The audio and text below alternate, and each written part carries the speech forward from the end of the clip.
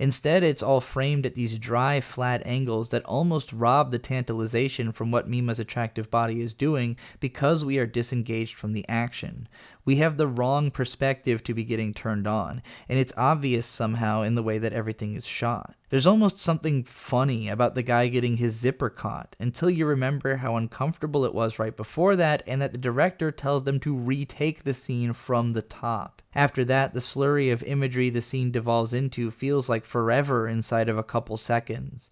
I seriously never forgot how this scene felt since seeing it as a teenager, and it's always been very raw and unpleasant in a weirdly relatable way. Mima's producer clearly feels bad about it, but is reassured by the way that Mima herself seems blankly proud of having done her duty. Rumi is furious, crying and storming off as the image she's been projecting herself onto is literally raped and torn before her eyes, and the stalker flies into a fit of denial, writing from Mima's perspective that she's being forced into all of this and is in need of saving. Both of them will be enacting their own revenge plots on Mima's behalf, intertwining with one another to drive the poor girl completely insane. Nobody particularly wanted to actually do the scene, but everyone involved knew that it would get a lot of attention and help everyone's careers.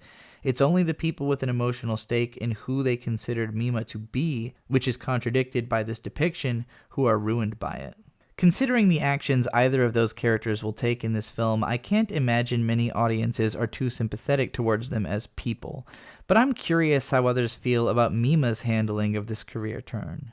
It's kind of difficult to be sympathetic to either of these characters even if they hadn't been criminals, because I think it's kind of pathetic to couch so much of your identity in somebody else, or to even think that you can really understand someone else on that level. Partially because I've fucked up and tried to do this myself in the past. Projection is a core aspect of communication, but I don't think a lot of people are very self-aware about how much projection they do, and especially of how delusional projection can make you about someone else's intentions. Instinctively, being that I am in a position like Mima myself, I recognize these villains as my own real-life natural enemies. And I explained all of this mostly as a lead-in to trying to explain what the hell I think is going on in Mima's mind through the midsection of this movie. I'm not really trying to speak on the authorial intent either. I haven't read the original book. I only have Kon's words on the film to go by, which he was deliberately vague about when he was alive. According to Kon, he wanted the film to be confusing and mysterious, such that audiences would have their own takeaway. But the film wouldn't resonate or carry a sense of verisimilitude which lets it connect with so many people as to appear on lists of the greatest films ever if it really was just a bunch of weird random stuff that's open to interpretation.